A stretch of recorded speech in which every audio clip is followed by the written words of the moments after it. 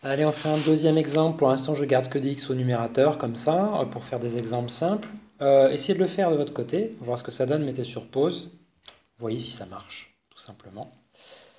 Alors ici, on pourrait suivre la même logique que l'exemple précédent, j'espère que vous l'avez vu, où on va rapatrier les x à gauche et les pas x à droite, de telle sorte qu'à la fin, on ait x à gauche égale. Donc c'est ce qu'on veut à chaque fois retrouver, x égale. Sachez que vous pouvez faire apparaître également x égale de cette façon. Et ensuite, inverser à la fin. Ça, il n'y a pas de souci. Alors pourquoi je vous parle de ça? C'est parce que vous avez dû vous rendre compte en regardant les exemples précédents, même ceux déjà bien avant, que si on pouvait se retrouver avec un x déjà positif, ça pourrait être pas mal. Ça pourrait un petit peu les choses. Là, on va le faire dans ce mode-là. C'est-à-dire que je ne vais pas emmener les x à gauche, mais je vais les emmener à droite. Et les pas x, au lieu de les emmener à droite, je vais les emmener à gauche.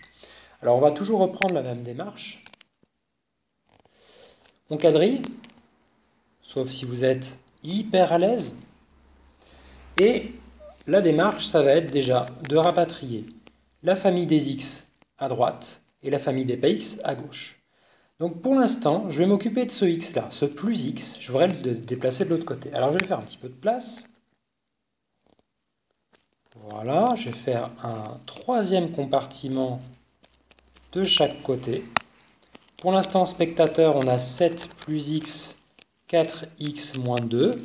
Et ce qu'on va faire, c'est que ce plus x, pour l'enlever, on va y mettre une carte, moins x. Attention, ce que je fais d'un côté, je le fais de l'autre. Pourquoi je fais ça? C'est parce que je souhaite éliminer le x qui est... Donc, vu qu'il est en plus x, je peux lui faire subir moins x. Et plus un nombre, moins un nombre en maths, ça fait toujours 0. Attention, à droite, ça ne simplifie rien. Enfin, je ne fais pas de simplification comme ça, je n'enlève pas les cartes, hein, d'accord? On continue. Ça veut dire qu'à gauche, en réalité, j'ai 7 plus 0, c'est-à-dire 7 tout seul. Là, ici, regardez, j'ai deux familles de x. Eh bien, en fait, je pourrais les rapprocher en échangeant la carte moins 2 et moins x. On n'est pas obligé de le faire. Si vous voyez qu'il y a 4x moins x, c'est 4x moins 1x. Eh bien, je les simplifie. Ça fait 3x et il reste à côté moins 2. Donc voilà en termes de cartes ce qui nous reste pour l'instant. Une carte à gauche, deux cartes à droite. En fait, j'ai fait passer le x qui était en plus x au départ à droite. Ça, c'est le résultat. Ensuite, je vais aller me débarrasser du moins 2 de ce côté-là. Je vous rappelle, le but du jeu, c'est d'avoir que des x d'un côté et que des non-x de l'autre. Là, ce que je suis en train de vous montrer, c'est peu importe de quel côté vous les mettez. Tant que vous les séparez, ça nous va. Donc, je veux séparer tout ce qui est x d'un côté, tout ce qui n'est pas x de l'autre. Alors, je vais créer une case supplémentaire de ce côté et une autre à droite également. Pas, le 3x moins 2, ça ne bouge pas.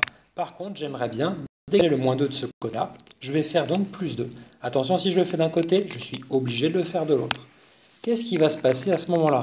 Et comme d'habitude, quand vous utilisez une logique de plus et de moins, eh bien regardez, moins 2 plus 2, moins n'importe quoi plus n'importe quoi, ça fait 0.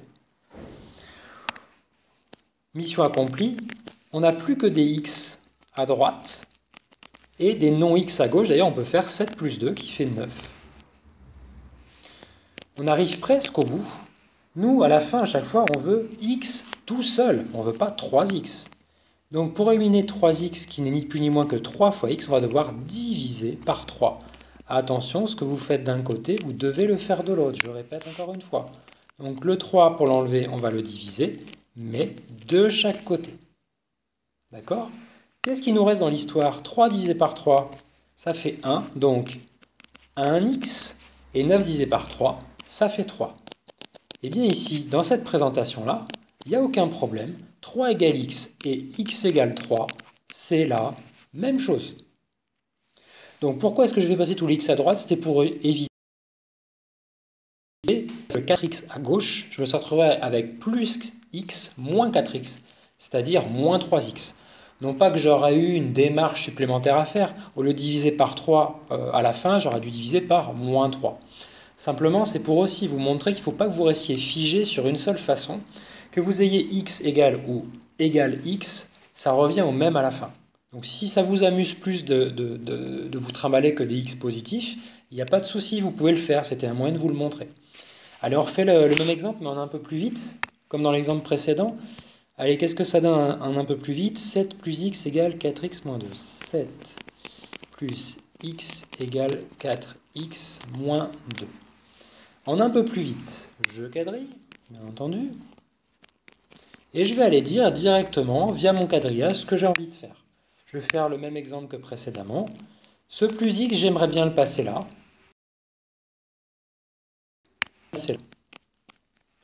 Qu'est-ce qui va se passer? Eh bien, j'ai juste à faire les mêmes quadrillages et je vais faire juste des échanges. C'est en ce sens que ça va plus vite. Après, bon, plus vite ne veut pas forcément dire plus simple, nécessairement. Vous prendrez la meilleure méthode pour vous, c'est-à-dire celle qui vous fait faire le moins d'erreurs.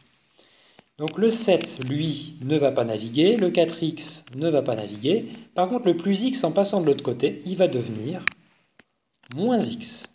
Le moins 2, en passant de l'autre côté, il va devenir plus 2.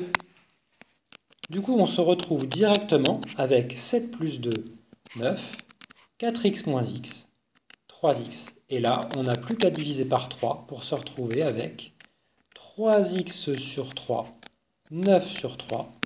Donc ça, c'est l'étape précédente. Et on se retrouve avec 3 égale x, que vous présentez à la fin comme x égale 3. Tiens, on n'a pas vérifié si c'était bon. Est-ce que 3 est solution de l'équation x égale 4x moins 2? Révision. Eh bien, membre de gauche, qu'est-ce qu'on a? 7 plus 3, ça fait 10. Est-ce qu'on va bien obtenir le même résultat dans le membre de droite? Est-ce que 4 fois 3 moins 2, ça fait 10? 4 fois 3, 12 moins 2, ça fait 10. Parfait. Refaites cet exemple. Vérifiez si vous avez bien compris. Surtout, vous ne basez pas juste sur la compréhension que vous avez quand je vous le montre. Pour ma part, je sais le faire. Vous prenez une feuille, voyez si vous savez le faire, le refaire, avec la méthode que vous voulez. N'hésitez pas à revenir dans la vidéo précédente si jamais il y a quelque chose qui n'est pas clair.